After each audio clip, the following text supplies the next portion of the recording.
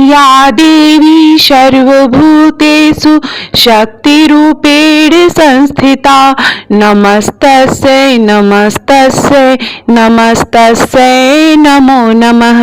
मैं भाविनी मिश्रा आप सभी के सुखी और स्वस्थ जीवन की कामना करती हूँ।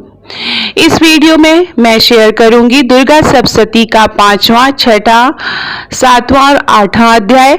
अभी तक हम सुन चुके हैं दुर्गा कवच, अर्गला स्रोतम, कीलकम, दुर्गा सप्तशती का प्रथम, द्वितीय, तृतीय और चतुर्थ अध्याय आप मेरे चैनल पे जाके सुन सकते हैं। तो चलिए प्रेम से बोलिए साचे दरबार की जय। ओम दुर्गाय नमः। 5वां अध्याय शुरू करते हैं।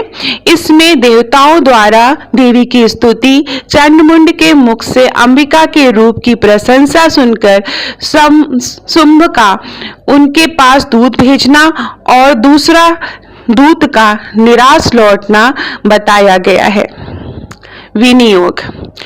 ओम इस उत्तर चरित्र के रुद्र ऋषि हैं, महासरस्वती देवता हैं, अनुष्टुप छंद है, भीमा शक्ति है, भ्रामरी बीज है, सूर्य तत्व है और सामवेद स्वरूप है। महासरस्वती की प्रसन्नता के लिए उत्तर चरित्र के पाठ में इसका विनियोग किया जाता है।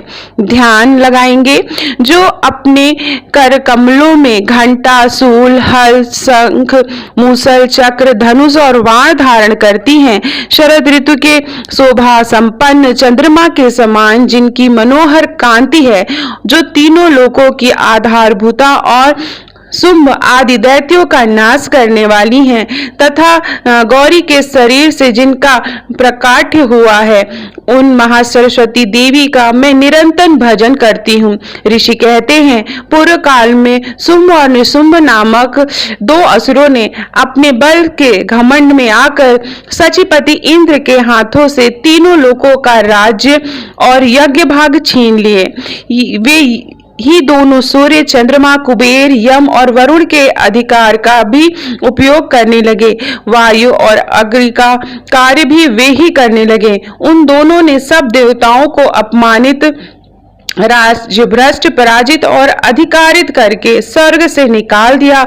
उन दोनों महान असुरों ने तिरस्कृत देवताओं से अपराजिता देवी का स्मरण किया और सोचा, जगदम्बा ने हम लोगों को वर दिया था कि आपत्ति काल में स्मरण करने पर मैं तुम्हारी सब आपत्तियों का तत्काल नाश कर दूंगी।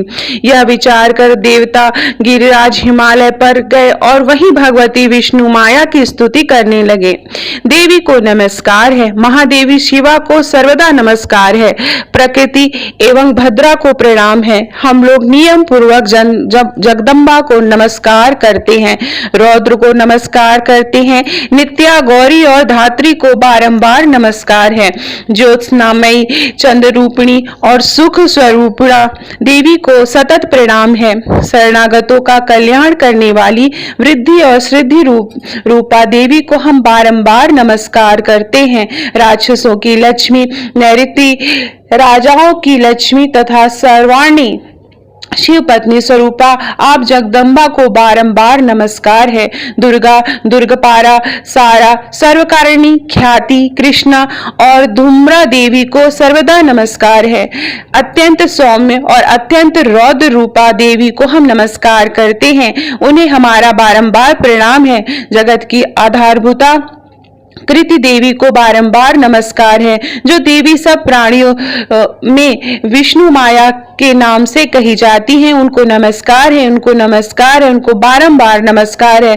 जो देवी सब प्राणियों में चेतना कहलाती हैं, उनको नमस्कार है, उनको नमस्कार है, उनको बारंबार नमस्कार है। जो देवी सब प्राणियों में बुद्धि के रूप में स्थित है, उनको नमस्कार है, उनको नमस्कार है, उनको बारंबार नमस्कार है। जो देवी सब प्राणियों में निद्रा रूप में स्थित है, उनको नमस्कार है, उनको नमस्कार है, उनको बारंबार नमस्कार है।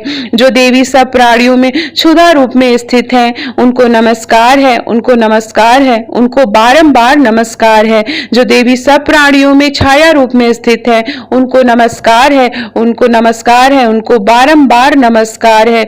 जो देवी सब प्राणियों में शक्ति रूप में स्थित हैं, उनको नमस्कार है, उनको नमस्कार है, उनको बारंबार नमस्कार है। जो देवी सब प्राणियों में तृष्णा रूप में स्थित हैं, उनको नमस्कार है, उनको नमस्कार है, उनको बारंबार नमस्कार है। जो देवी सब प्राणियों में शांति या क्षमा रूप में स्थित हैं, उनको नमस्कार है, उनको नमस्कार है, उनको बारंबार नमस्कार है। जो देवी सब प्राणियों में जाति रूप में स्थित हैं, उनको नमस्कार है, उनको नमस्कार है, उनको बारंबार नमस्कार है। जो देवी सब प्राणियों में लज्जा रूप में स्थित हैं, उनको नमस्कार है, उनको नमस्कार है, उनको बारंबार नमस्कार है। जो देवी सब प्राणियों में शांति रूप में स्थित हैं, उनको नमस्कार है, उनको नमस्कार है, उनको बारंबार नमस्कार है। जो देवी सब प्राणियों में श्रद्धा रूप में स्थित हैं, उनको नमस्कार है, उनको नमस्कार है, उनको बारंबार नमस्कार है। जो देवी सब प्राणियों में कांति रूप में स्थित हैं, उनको नमस्कार है, उनको नमस्कार है, उनको बारंबार नमस्कार है। जो देवी सब प्राणियों में लक्ष्मी रूप में स्थित हैं, उन्हें नमस्कार है, उनको नमस्कार है, उनको बारंबार नमस्कार है। जो देवी सब प्राणियों में वृत्ति रूप में स्थित है, उनको नमस्कार है, उनको नमस्कार है, उनको बारंबार नमस्कार है। जो देवी सब प्राणियों में स्मृति रूप में स्थित है, उनको नमस्कार है, उनको नमस्कार है, उनको बारंबार नमस्कार है। जो देवी सब प्राणियों में दया रूप में स्थित है, उनको नमस्कार है, उनको नमस्कार है, उनको बारंबार नमस्कार है। जो देवी सब प्राणियों में दृष्टि रूप में स्थित है, उनको नमस्कार है, उनको नमस्कार है, उनको बारंबार नमस्कार है। जो देवी सब प्राणियों में माता रूप में स्थित है, उनको नमस्कार है, उनको नमस्कार है, उनको बारंबार नमस्कार है। जो देवी सब प्राणियों में भ्रांति रूप में स्थित है, उनको नमस्कार है, उनको नमस्कार है, उनको बारंबार नमस्कार है। जो जीवों के इंद्रिय वर्ग की अधिरात्री देवी एवं सब प्राणियों में सदा व्याप्त रहने वाली है, उन व्याप्त देवी को बारंबार नमस्कार है। जो देवी चैतन्य रूप से इन संपूर्ण जगत में व्याप्त है करके स्थित है, उनको नमस्कार है, उनको नमस्कार है, उनको बारंबार नमस्कार है। पूर्व काल में अपने अभीष्ट की प्राप्ति होने से देवताओं ने जिनकी स्तुति की तथा देवराज इंद्र ने बहुत दिनों तक जिनका सेवन किया, वह कल्याणकारी साधन भूता ईश्वरी हमारा कल्याण और मंगल करें और सारी आपत्तियों का नाश करें। उदंड दैत्यों के सताए हुए हम सभी देवता जिन परमेश्वरी को इस समय नमस्कार करते हैं तथा जो भक्ति से विनम्र पुरुषों द्वारा स्मरण की जाने पर तत्काल ही संपूर्ण विपत्तियों का नाश कर देती हैं, वे जगदम्बा हमारा संकट दूर करें। ऋषि कहते हैं, राजन, इस प्रकार जब देवता स्तुति कर रहे थे, उस समय पार्वती देवी गंगा जी के जल में स्नान करने के लिए आई। उन सुंदर भावों वाली भगवती ने देवताओं से पूछा, आप लोग यहाँ किसकी स्तुति करते हैं? तब उन्हीं के शरीर को उससे प्रकट हुई शिवा देवी बोली, शुंभ दैत्य से तिरस्कृत और युद्ध में निशुंभ से पराजित होकर यहाँ एकत्रित हुए ये समस्त देवता यह हमारी ही स्तुति कर रहे हैं। पार्वती जी के शरीर को से अंबिका का प्रादुर्भाव हुआ, इसलिए वे समस्त लोकों में कौशिकी कही जाती हैं। कौशिकी के प्रकट होने के बाद पार्वती देवी का शरीर काले रंग का हो गया, अतः वे हिमालय पर रहने वाली कालिका देवी के नाम से विख्यात हुई। तदनंतर शुंभ निशुंभ के भृत्य चंड मुंड वहां आए और उन्होंने परम मनोहर रूप धारण करने वाली अंबिका देवी को देखा। फिर वे शुंभ के पास जाकर बोले, महाराज, अत्यंत मनोहर स्त्री है जो अपनी दिव्य कांति से हिमालय को प्रकाशित कर रही है। वैसा उत्तम रूप कहीं किसी के भी नहीं देखा होगा। असुरेश्वर, पता लगाएं वह देवी कौन है और उसे ले लीजिए। स्त्रियों में तो वह रत्न है, उनका प्रत्येक अंग बहुत ही सुंदर है तथा वह अपने श्री अंगों की प्रभा से संपूर्ण दिशाओं में प्रकाश फैला रही हैं। दैत्यराज, अभी वह हिमालय पर ही मौजूद हैं, आप उन्हें देख सकते हैं। प्रभु, तीनों लोकों में मणि, हाथी और घोड़े आदि जितने भी रत्न हैं, वे सब इस समय आपके घर में शोभा पाते हैं। हाथियों में रत्न भूत ऐरावत, यह परिजात का वृक्ष और यह उच्च श्रवा घोड़ा, यह सब आपने इंद्र से ले लिया है। हंसों से जुता हुआ यह विमान भी आपने आंगन में शोभा पाता है। यह रत्न भूत अद्भुत विमान जो पहले ब्रह्मा जी के पास पास था अब आपके पास यहाँ लाया गया है। यह महापद्म नामक निधि आप कुबेर से छीन लाए हैं। समुद्र ने भी आपको किलिंचकिली नामक माला भेंट की है, जो केसरों से सुशोभित है और जिसके कमल कभी कुम्हलाते नहीं हैं। सुवर्ण की वर्षा करने वाला वरुण का छत्र भी आपके घर में शोभा पाता है, तथा यह श्रेष्ठ रथ जो पहले प्रजापति के अधिकार में था अब आपके पास मौजूद है। दैतेश्वर मृत्यु की उत्क्रांतिता नाम वाली शक्ति भी आपने छीन ली है, तथा वरुण का पास और समुद्र में होने वाले सब प्रकार के रत्न आपके भाई निशुंभ के अधिकार में है। अग्नि ने भी स्वतः शुद्ध किए हुए 2 वस्त्र आपकी सेवा में अर्पित किए हैं। दैत्यराज, इस प्रकार सभी रत्न आपने एकत्र कर लिए हैं। फिर जो यह स्त्रियों में रत्न रूप करुणामयी देवी, इसे आप क्यों नहीं अपने अधिकार में कर लेते? ऋषि कहते हैं, चंडमुंड का यह वचन सुनकर शुंभ ने महादैत्य सुग्रीव को दूत बनाकर देवी के पास भेजा और कहा, तुम मेरी आज्ञा से उसके सामने ये बातें कहना और ऐसा उपाय करना जिससे प्रसन्न होकर वह शीघ्र ही यहाँ आ जाए। वह दूत पर्वत के अत्यंत रमणीय प्रदेश में जहाँ देवी मौजूद थी गया और मधुर वाणी में कोमल वचन से बोला।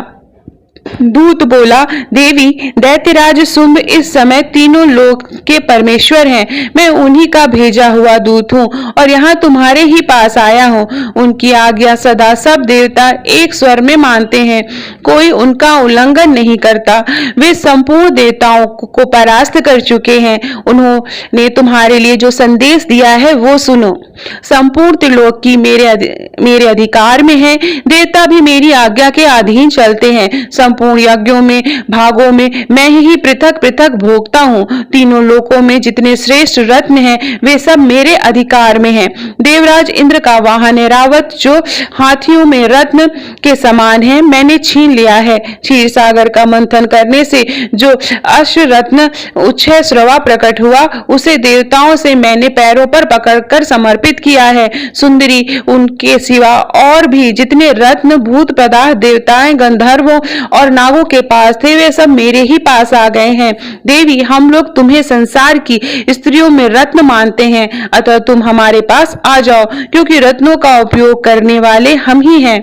चंचल कटाक्षों वाली सुंदरी, तुम मेरी या मेरे भाई महापराक्रमी निशुंभ की सेवा में आ जाओ, क्योंकि तुम रत्न स्वरूपा हो। मेरा वरण करने से तुम्हें तुलना रहित महान ऐश्वर्य की प्राप्ति होगी। अपनी बुद्धि से यह विचार कर तुम मेरी पत्नी बन जाओ।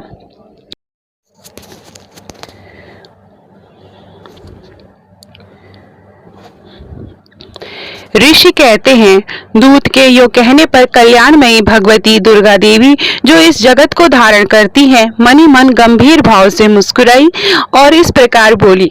देवी ने कहा, दूत, तुमने सत्य कहा है, इसमें तनिक भी मिथ्या नहीं है। तुम शुंभ तीनों लोकों का स्वामी है और निशुंभ भी उसी के समान पराक्रमी है, किंतु इस विषय में मैं जो प्रतिज्ञा कर ली है उसे मिथ्या कैसे करूं? मैंने अपनी अल्पबुद्धि के कारण पहले से ही प्रतिज्ञा कर रखी है। उसे सुनो। जो मुझे संग्राम में जीत लेगा, जो मेरे अभिमान को चूर्ण कर देगा तथा संसार में जो मेरे समान बलवान होगा वही मेरा पति होगा, वही मेरा स्वामी होगा। इसलिए शुंभ और महादैत्य निशुंभ स्वयं ही यहाँ पधारें और मुझे जीत कर शीघ्र ही मेरा पारिग्रहण कर ले। इसमें विलंब की क्या आवश्यकता है? दूत बोला, देवी, तुम घमंड से भरी हो, मेरे सामने ऐसी बात ना करो। तीनों लोकों में कौन ऐसा पुरुष है जो शुंभ निशुंभ के सामने खड़ा हो सके? देवी, अत्यंत दैत्यों के सामने भी सारे देवता युद्ध में नहीं ठहर सकते, फिर तुम अकेली स्त्री होकर कैसे ठहर सकती हो? जिस शुंभ आदि दैत्यों के सामने इंद्र आदि सब देवता भी युद्ध में खड़े नहीं हुए, उनके सामने तुम स्त्री होकर कैसे जाओगी? इसलिए तुम मेरे ही कहने पर शुंभ निशुंभ के पास चली चलो। ऐसा करने से तुम्हारे गौरव की रक्षा होगी, अन्यथा जब वे केस पकड़कर घसीटेंगे तब तुम्हें अपनी प्रतिष्ठा खोकर जाना पड़ेगा। देवी ने कहा, तुम्हारा कहना ठीक है, शुंभ बलवान है और निशुंभ भी बड़े पराक्रमी है, किंतु क्या करूं? मैंने पहले बिना सोचे समझे प्रतिज्ञा कर ली है, अतः अब तुम जाओ और मैंने तुमसे जो कुछ कहा है वह सब दैत्यराज से आदरपूर्वक कहना, फिर जो उचित जान पड़े वो कर लेना। इस प्रकार से मार्कंडेय पुराण में सर्वाणिक मनवंतर की कथा के अंतर्गत देवी महात्म्य में देवी दूत संवाद नामक 5वां अध्याय पूरा हुआ। तो चलिए प्रेम से बोलिए जय माता दी। अब हम 6ठा अध्याय शुरू करेंगे जिसमें धूम्र लोचन वध का वर्णन किया गया है। तो चलिए प्रेम से बोलिए ओम दुर्गाय नमः। 6ठा अध्याय शुरू करेंगे। मैं सर्वगेश्वर भैरव के अंग में निवास करने वाली परमोकृत पद्मावती देवी का चिंतन करती हूँ। वे नागराज के आसन पर बैठी हैं। नागों के फणों से सुशोभित होने वाली मणियों की विशाल माला से उनकी देहलता उद्यासित हो रही है। सूर्य के समान उनका तेज है। 3 नेत्र उनकी शोभा बढ़ा रहे हैं। वे हाथों में माला, कुंभ, कपाल और कमल लिए हुए हैं तथा उनके मस्तक में अर्धचंद्र का मुकुट सुशोभित है। ऋषि कहते हैं देवी का यह कथन सुनकर दूतों को बड़ा अमर्ष हुआ और उसने दैत्यराज के पास जाकर सब समाचार विस्तार पूर्वक कह सुनाया। दूत के उस वचन को सुनकर दैत्यराज कुपित हो उठा और दैत्य सेनापति धूम्रलोचन से बोला, धूम्रलोचन तुम शीघ्र अपनी सेना के साथ लेकर जाओ और उस दुष्टा के केस पकड़कर घसीटते हुए उसे बलपूर्वक यहाँ लेकर आओ। उसकी रक्षा करने के लिए यदि कोई दूसरा खड़ा हो तो वह देवता, यज्ञ अथवा गंधर्व ही क्यों न हो, उसे भी अवश्य मार डालना। ऋषि कहते हैं शुंभ के इस प्रकार आज्ञा देने पर वह धूम्रलोचन दैत्य 60,000 असुरों की सेना के साथ लेकर वहां से तुरंत चल दिया। वहां पहुंचकर उसने हिमालय पर रहने वाली देवी को देखा और ललकार कर कहा, अरे तू शुंभ निशुंभ के पास चल। यदि तू इस समय प्रसन्नता पूर्वक मेरे स्वामी के समीप नहीं चलेगी तो मैं बलपूर्वक झोटा पकड़कर घसीटते हुए तुम्हें ले चलूंगा। देवी बोली, तुम्हें दैत्यों के राजन ने भेजा है। तुम स्वयं भी बलवान हो और तुम्हारे साथ विशाल सेना भी है। ऐसी दशा में यदि मुझे बलपूर्वक ले चलोगे तो मैं तुम्हारा क्या कर सकती हूँ। ऋषि कहते हैं देवी के यो कहने पर असुर धूम्रलोचन उनकी ओर दौड़ा और अंबिका के ने हुम शब्द के उच्चारण मात्र से ही भस्म कर दिया। फिर तो क्रोध से भरी हुई दैत्यों की विशाल सेना और अंबिका ने एक दूसरे पर तीखे सहायकों, शक्तियों और फरसों की वर्षा आरंभ की। इतने में ही देवी का वाहन सिंह क्रोध में भरकर गर्जना करते हुए गर्दन के बालों को हिलाता हुआ असुरों की सेना पर कूद पड़ा। उसने कुछ दैत्यों को पंजों की मार से, कितनों को अपने जबड़ों से तथा कितने ही महादैत्यों को पटक कर ओट की दाढ़ी से घायल करके मार डाला। उस सिंह ने अपनी नखों से कितनों के पेट फाड़ डाले और थप्पड़ मारकर कितनों के सिर धड़ से अलग कर दिए। कितनों की भुजाएं और मस्तक काट डाले और अपनी गर्दन के बाल हिलाते हुए उसने दूसरे दैत्यों के पेट फाड़कर उनका रक्त चूस लिया। अत्यंत क्रोध में भरे हुए देवी के वाहन उस महाबली सिंह ने क्षण भर में ही असुरों की सारी सेना का संहार कर डाला। शुंभ ने जब सुना कि देवी ने धूम्रलोचन असुर को मार डाला तथा उसने सिंह ने सारी सेना का सफाया कर डाला, तब उसने दैत्यराज को बड़ा क्रोध हुआ। उसका ओठ कांपने लगा। उसने चंड और मुंड नामक 2 महादैत्यों को आज्ञा दी, हे चंड और हे मुंड, तुम लोग बहुत बड़ी सेना लेकर वहां जाओ। वह उस देवी के झोटे पकड़कर अथवा उसे बांधकर शीघ्र ले आओ। यदि इस प्रकार उसको लाने में संदेह हो तो युद्ध में सब प्रकार के अस्त्र शस्त्रों और समस्त असुरी सेना का प्रयोग करके उसकी हत्या कर डालना।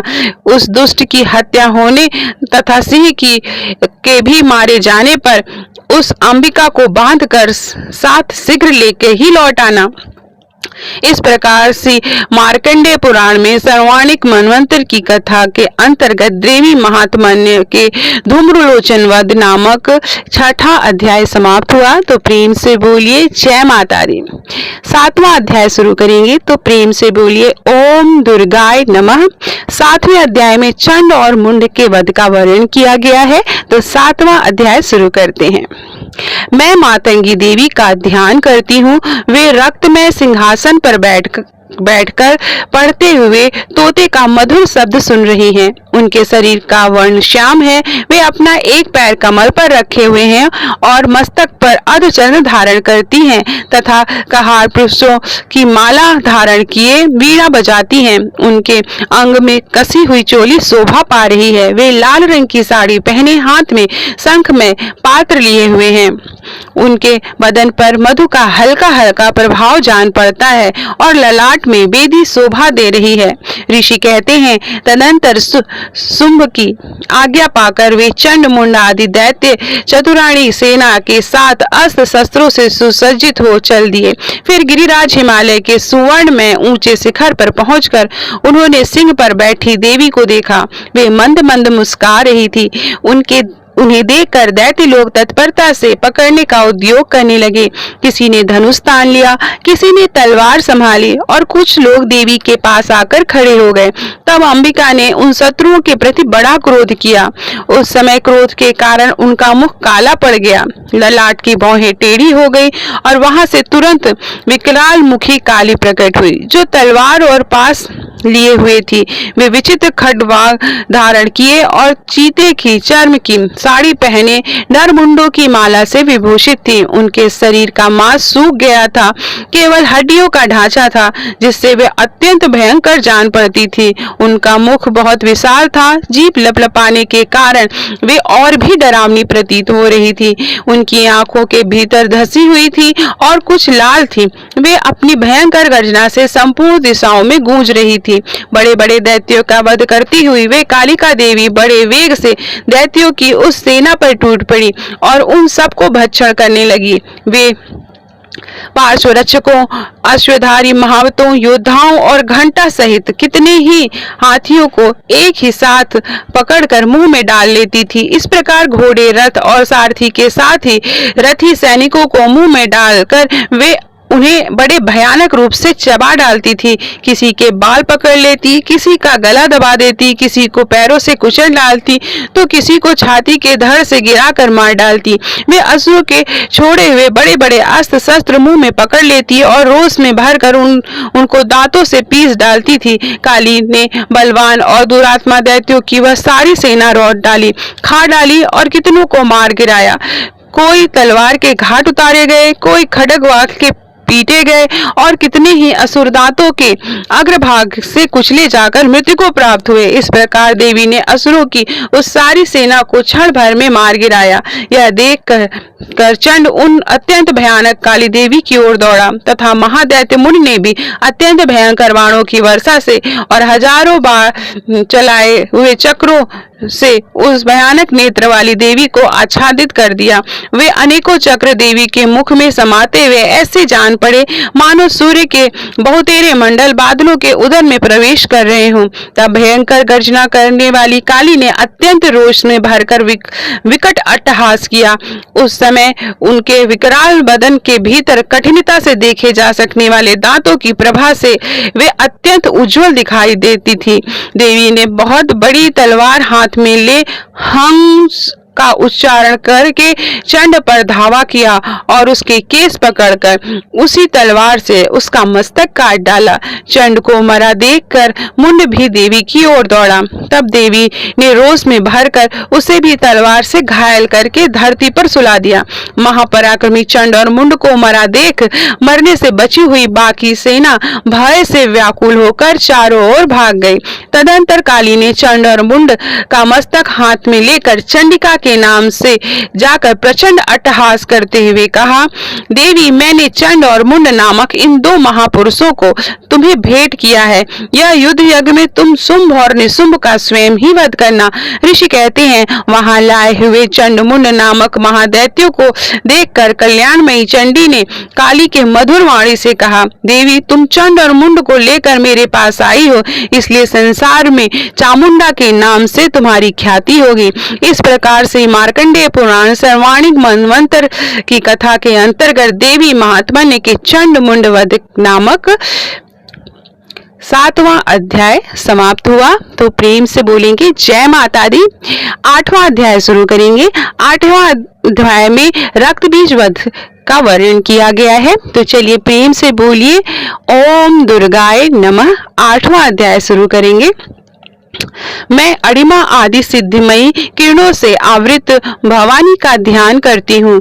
उनके शरीर का रंग लाल है, नेत्रों में करुणा लहरा रही है तथा हाथ में पास, अंकुश, वाण और धनुष शोभा पाते हैं। ऋषि कहते हैं, चंद्र और मुंड नामक दैत्यों के मारे जाने तथा बहुत सी सेना का संहार हो जाने पर दैत्यों के राजा प्रतापी शुंभ के मन में बड़ा क्रोध हुआ और उसने दैत्यों की संपूर्ण सेना को युद्ध के लिए कूच करने की आज्ञा दी।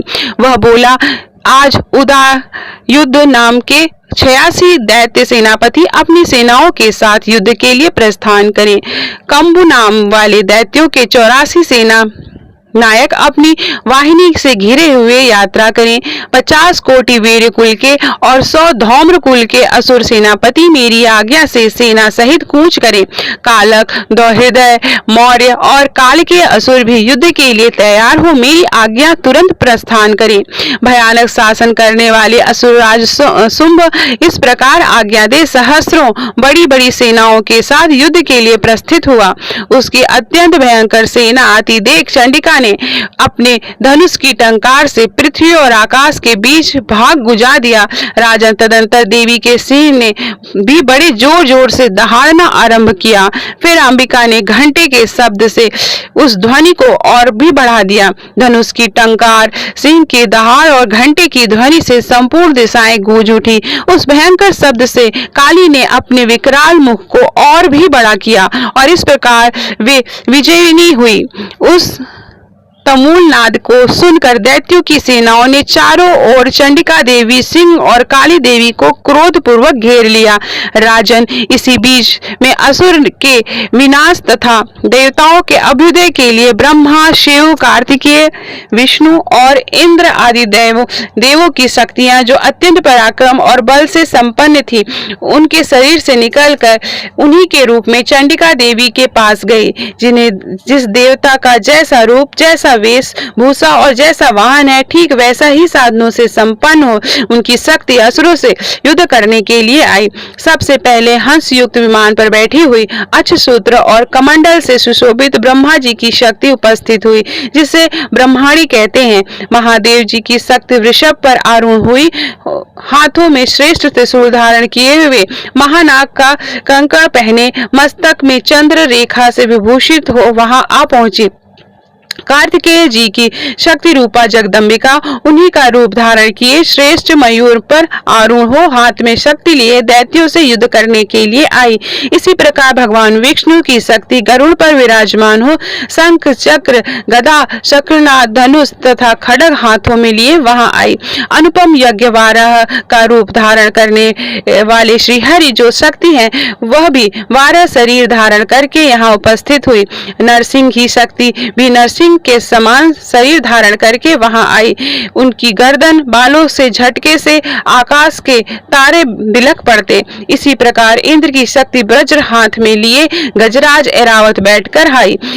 उनके भी सहस्त्र नेत्र थे। इंद्र का जैसा रूप वैसा ही उनका भी था। तदंतर उस दिन देवी शक्तियों से घिरे हुए महादेव जी ने चंडिका से कहा, मेरी प्रसन्नता के लिए तुम शीघ्र ही इन असुरों का संहार करो। तब देवी के शरीर से अत्यंत भयानक और परम उग्र चंडिका शक्ति प्रकट हुई, जो सैकड़ों गीदड़ियों की भांति आवाज करने वाली थी। उस अपराजित देवी ने धूमिल जटा वाले महादेव जी से कहा, भगवान, आप शुंभ निशुंभ के पास दूध बनकर जाइए और उन अत्यंत गर्वीले दानव शुंभ और निशुंभ दोनों से कहिए, साथ ही उनके अतिरिक्त भी जो दानव युद्ध के लिए वहां उपस्थित हो उनको भी यह संदेश दीजिए। दैत्यों, यदि तुम जीवित रहना चाहते हो तो पाताल को लौट जाओ। इंद्र को त्रिलोकी का राज्य मिल जाए और देवता यज्ञ भाग का उपयोग करें। यदि बल के घमंड में आकर तुम युद्ध की अभिलाषा रखते हो तो आओ, मेरी शिवाएं तुम्हारे कच्चे मांस तृप्त हों। चूंकि उस देवी ने भगवान शिव को दूध के कार्य में नियुक्त किया था, इसलिए वह शिवद्युति के नाम से संसार में विख्यात हुई। वे महादैत्य भी भगवान शिव के मुंह से देवी के वचन सुनकर क्रोध से भर गए और जहाँ कात्यायनी विराजमान थी उस ओर बढ़े। तदंतर वे दैत्य अमरस से भरकर पहले ही देवी देवी के ऊपर बाण, शक्ति और ऋषि आदि अस्त्रों से वृष्टि करने लगे। तब देवी भी खेल खेल में धनुष की टंकार की और उससे छोड़े हुए बड़े बड़े बाणों द्वारा दैत्यों के चलाए हुए बाण, शूल, शक्ति और फरसों को काट डाला। फिर काली ने उनके आगे होकर शत्रुओं के शूल के प्रहार से विदीर्ण करने लगी। खड्गवाग से उनका कचूमर निकालती हुई रणभूमि विचरने लगी। ब्रह्माणी भी जिस जिस ओर दौड़ती उसी ओर अपने कमंडलों से जल छिड़क कर शत्रुओं की ओर और पराक्रम को नष्ट कर देती। महेश्वरी ने त्रिशूल तथा वैष्णवी ने चक्र और अत्यंत क्रोध से भरी हुई कार्तिकेय शक्ति ने शक्ति से दैत्यों का संहार आरंभ किया। इंद्र शक्ति ने वज्र प्रहार से विदीर्ण हो सैकड़ों दैत्य दानव रक्त की धारा बहाते हुए पृथ्वी पर सो गए। वाराही शक्ति ने कितनों को अपनी थुथुन के मारकर नष्ट कर दिया। दाढ़ों से अग्रभाग में कितनों की छाती छेद डाली तथा कितने ही दैत्य उनके चक्र की चोट से विदीर्ण होकर गिर पड़े। नरसिंही भी दूसरे महादैत्यों को अपने नखों से विदीर्ण करके खाती और सिंहनाद से दिशाओं और आकाश को गुजाती हुई युद्ध क्षेत्र में विचरने लगी। कितने ही असुर शिवदूती के प्रचंड अट्टहास से अत्यंत भयभीत होकर पृथ्वी पर गिर पड़े और गिरने पर उनसे शिवदूती ने उस समय अपना ग्रास बना लिया। इस प्रकार क्रोध से भरे हुए मातृगणों को नाना प्रकार के उपायों से बड़े बड़े असुरों का मर्दन करते हुए दैत्य सैनिक भाग खड़े हुए।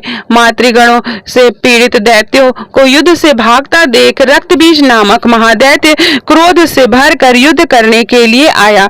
उसने अपने शरीर पर रक्त की बूंदें पृथ्वी पर गिरती तब उसी के समान शक्तिशाली और दूसरा महादैत्य पृथ्वी पर पैदा हो जाता। महासुर रक्तबीज हाथों में गदा लेकर इंद्र शक्ति के साथ युद्ध करने लगा। तब ऐन्द्री ने उसे अपने वज्र से रक्त बीज को मारा।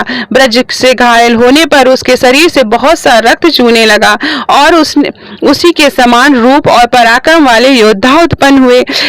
उसके शरीर से रक्त की जितनी बूंदें गिरती उतने ही पुरुष उत्पन्न हो जाते। वे सब रक्त बीज के समान ही वीरवान, बलवान और पराक्रमी थे। रक्त से उत्पन्न होने वाले पुरुष और भी अत्यंत भयंकर अस्त्र शस्त्रों का प्रहार करते हुए वहां मातृगणों के साथ घोर युद्ध करने लगे। पुनः वज्र के प्रहार से जब उसका मस्तक घायल हुआ तब रक्त बहने लगा और उससे हजारों पुरुष उत्पन्न हुए। वैष्णवी ने युद्ध में रक्त बीज पर चक्र का प्रहार किया तथा ऐन्द्री ने उस दैत्य सेनापति को गदा से चोट पहुंचाई। वैष्णवी के चक्र से घायल होकर उसके शरीर से जो रक्त बहा और उससे जो उसी के बराबर आकार वाले सहस्त्रों महादैत्य प्रकट हुए। उसके द्वारा संपूर्ण जगत व्याप्त हो गया। कौमारी ने शक्ति से, वाराहिनी ने खड्ग से और महेश्वरी ने त्रिशूल से महादैत्य रक्तबीज को घायल किया। क्रोध से भरे हुए महादैत्य रक्तबीज ने गदा से सभी मातृ शक्तियों पर पृथक पृथक प्रहार किया। शक्ति और शूल आदि से अनेक बार घायल होने पर उसके शरीर से रक्त की धारा पृथ्वी पर गिरी। उससे भी निश्चय ही सैकड़ों असुर उत्पन्न हुए। इस प्रकार उस महादैत्य ने रक्त से प्रकट हुए असुरों द्वारा संपूर्ण जगत व्याप्त हो गया। इससे उस देवताओं को बड़ा ही भय हुआ।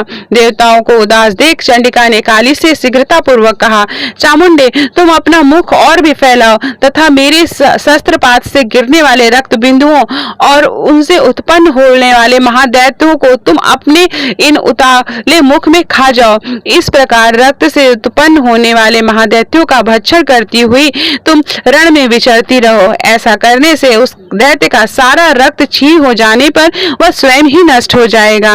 उन भयंकर दैत्यों को जब तुम खा जाओगी तब तुम्हें नए दैत्य उत्पन्न नहीं हो सकेंगे। काली से यूं कहकर चंडिका देवी ने शूल से रक्त बीज को मार डाला और काली ने अपने मुखों से उसका रक्त ले लिया। तब उसने वहां चंडिका पर गदा से प्रहार किया, किंतु उस गदापात से देवी को तनिक भी वेदना नहीं पहुंची। रक्त बीज के घायल शरीर से बहुत सा रक्त गिरा, किंतु ज्यों ही वह गिरा त्यों ही चामुंडा ने उसे